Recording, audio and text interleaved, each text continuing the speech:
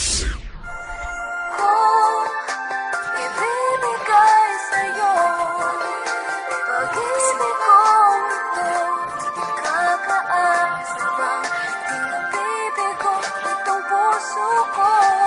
Kung tiyak tapat at tunay, pag-ibig mong alay, puso ko'y muling iibig at sa'yo ibibigay.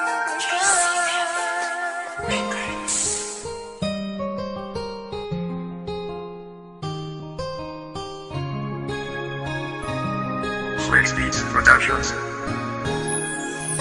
Kung ibibigay sa'yo pag-ibig kong ito, kakaasa bang tinabibigo itong puso ko? Kung tiyak tapat at tunay, pag-ibig mong alay, puso ko'y muling iibig at sa'yo ibibigay.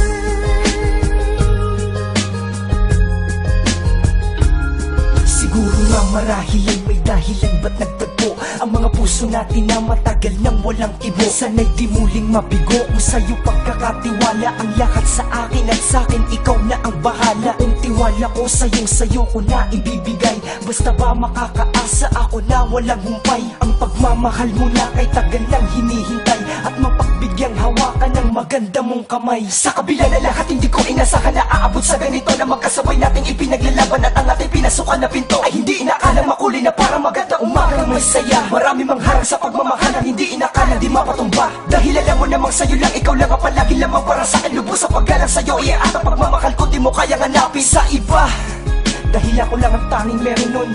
Kaya wag mo kong sasaktan yan ha, di ko kaya yun. Kung ibibigay sa'yo pag-ibig kong ito, kakaasa bang tinabibigo itong puso ko?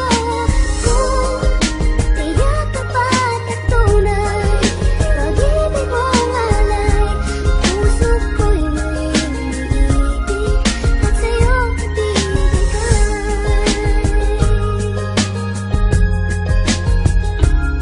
Maraming bagay sa mundo na dapat nating pag-ingatan, lalo na kung pagmamahalan lamang ang usapan, dahil di natin alam ang tanging kakahinatnan ng ating relasyon na di alam kung kailan susubukin ng tadhana, susuungin ng problema, kung masusuklian ba pagmamahal na tinamasak ng ibibigay sa'yo. Pag-ibig ko na iningatan na pinalot ng hapdi, buhat ng huling galusan ng isang babaeng minahal ko ng lubos-lubusan, hanggang sa napagod ang puso ko na sinugatan.